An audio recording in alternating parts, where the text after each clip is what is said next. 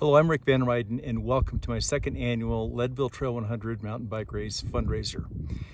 Uh, this is a short introduction to a fairly extensive topic.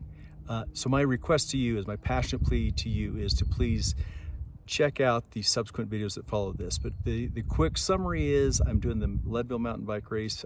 It's 100 miles in the tallest, toughest, baddest mountains of Colorado. We're riding along the base of Mount Massive, which is this mountain here, and Mount Elbert is over here. That's the second highest point in the United States. We ride up to a point of 12,500 feet.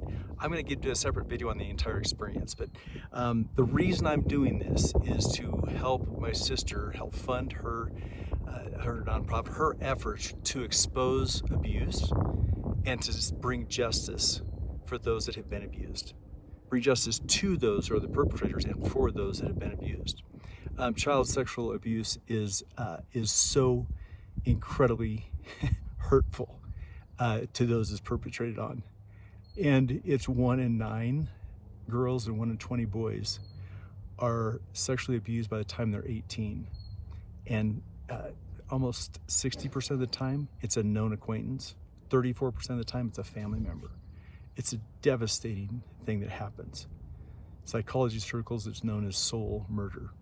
So I'm going to do some additional work on what the evidence is behind the stats I just gave you.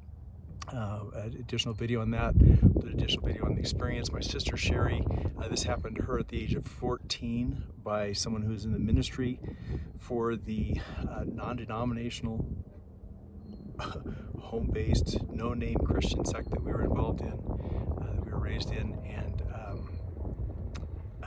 he was 28 years old, minister, trusted person in our family, and she has spent the better part of almost 4 decades now attempting to bring this exposure, and it's just now hit a tipping point where the exposure is massive within that organization, and now she's expanding it to beyond. So I'll talk more about Sherry's story and really what that looks like overall in our world, but I can guarantee you that it's impacted somebody in your family or an extended family member. It's just that the numbers are too great for it not to have. I'm also going to talk some about what justice looks like. There's some phenomenal work done by Diane Langberg that talks about what it means for justice to a survivor. So please watch the following information that is attached here. And if you're not up for that, but if you just want to help this cause, please donate something. If it's a flat dollar fee donation, that would be greatly appreciated. One of the things that most motivates me is if you do a so much per mile, because I've got 100 miles to get knocked out, and knowing how much those of you are saying, hey, can you do it, Rick? Put a dollar amount per mile on the line.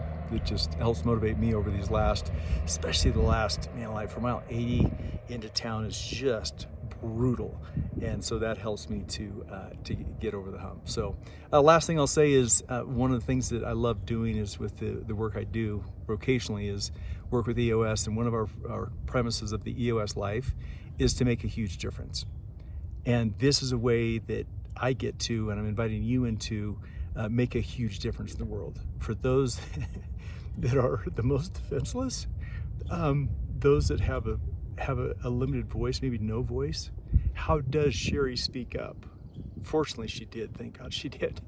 But at 14, when a trusted member, somebody who's been told to trust this person, does something like that. My cousin Pam, when at 4 years old, her dad starts abusing her, and it goes for 12 years. How does that child speak up?